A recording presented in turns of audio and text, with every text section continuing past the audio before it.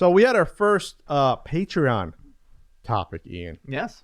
Go to patreon.com/CUPodcast that you chose. And the choices were cam girls that also stream video games.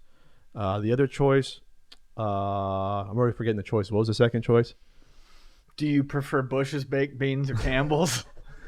No one likes Campbell's, do they? I don't think. I mean, Bush's is great stuff. So we have three choices, and you guys chose retro video games that blew us away the first time we played them. Oh, ethics of YouTubers reviewing free retro gaming products. That got 32%.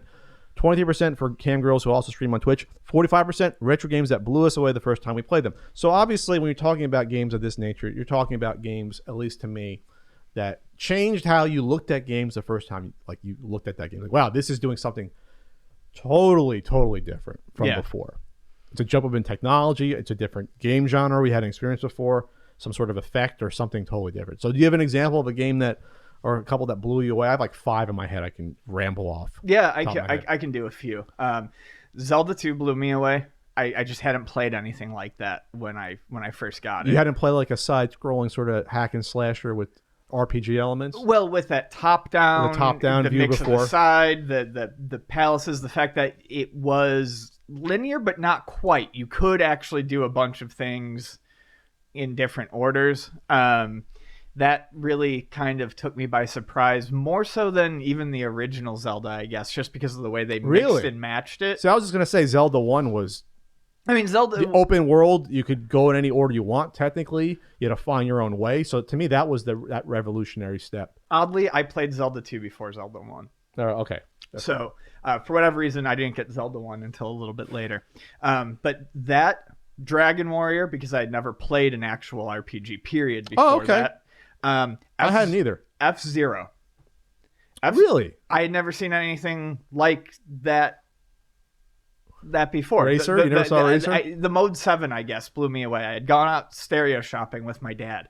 So you hadn't played an arcade racing game that sort of simulated that? I hadn't seen it at home. Okay, so that's... Yeah, I mean, I'm not talking arcade. Obviously, I had seen things like Star Wars Arcade. If you want to talk about something that really blew my fucking mind, Star Wars, the arcade game, blew my mind. Yeah, I guess arcade games don't count as much just because you expect them to be that much better, especially in the 80s. Right, I'm totally not talking arcade. And then, so F-Zero is definitely one. I mean, if we're going to be a little bit loose, Doom was obviously a huge one. And then we didn't lose. Yeah, Wolfenstein before that, but sure. Wolfenstein / Doom, because they're both about a year apart. And then revolutionary, absolutely. It's kind of a shoo-in answer, and it's not exactly as far back. It's a little bit more recent than I would like, but yeah, when Final Fantasy VII came out, that one blew me away. That was big for you. Yeah. Obviously, Super Mario Brothers. Sure. Well, what is this world scrolling across? It's weird to play a game that all of a sudden scrolls, so you haven't experienced that before. Because you are literally discovering new things as you walk, like you would in reality when you're walking along. Like that was not an effect we had seen before. Yeah, I mean, like I guess I don't. People know say, really "Oh, what about Pitfall?" Yeah, Pitfall was screens. You got a new screen with most of the same shit, just in a different rearranged. Yeah, Mario Brothers is obviously one that I should have mentioned. GTA 3, revolutionary at the time. Okay. Absolutely. To a smaller extent, Driver had somewhat of a world you can drive around and do stuff. But Driver was pretty cool. For me, it was mostly like the replay editor, though. That was something really cool to see on a console. But GTA 3, obviously, the first, I guess, if you want to say, realized open world game to that extent. There had been something done like that before. Something like... Talking about the FMV games from the CDs from the mid-90s, stuff like Return to Zork, I thought was, to me, a revolutionary type of game. I hadn't seen something like that before, with all the people talking and interacting with you loosely, but you make the choices. And that was special. That CD technology of the early 90s, if you hadn't seen that before, was something different and new. Having full audio and voices and video of people. And usually the games weren't that good, but sometimes they were. And so if you want to say...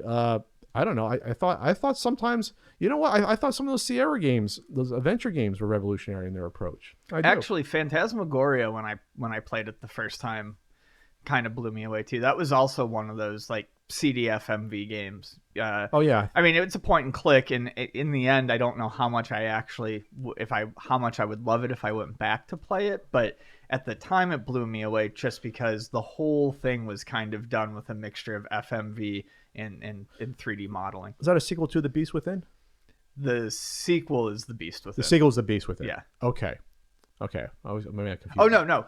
Beast Within is the first one. Puzzle of the Flesh is the second Puzzle one. of Flesh. Yeah. It was one a Gabriel Knight game. Beast Within was a Gabriel Knight game.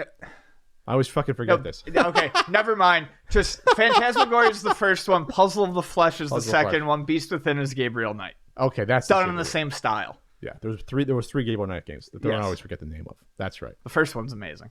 Those are to me revolutionary games in a nutshell. You can find more. Hell, Star Fox kind of was first game. Little polygonal graphics. Yeah. You know what blew me away the first time I played it? Keith Courage blew me away because that audio jump up and the visuals. I've seen the transformation into the robot. Oh, yeah. First time you see that. That's cool. You're playing fucking, I don't know, you're playing Bayou Billy, and then you go to that. Come on. Visually. Actually, I would say Altered Beast over Keith Same sort of Courage. thing, right? Yeah, but you see what I mean? The first time you see like that jump up on a console. Yeah. You know? Actually, Sonic the Hedgehog. I remember being wowed by that, watching it on a display in... It was like an independent Circuit City that was at one point in time attached to a mall. The Walden Galleria Mall. I can't remember what it was called. It was short-lived, and I remember watching a demo of Sonic the Hedgehog, and it was in Spring Hill Zone, and that was immediately what made me want to go out and rake leaves that fall and get a Sega Genesis. So my brother and I did it. All right. Well, that's some of the retro games that blew us away. Yeah. That's right.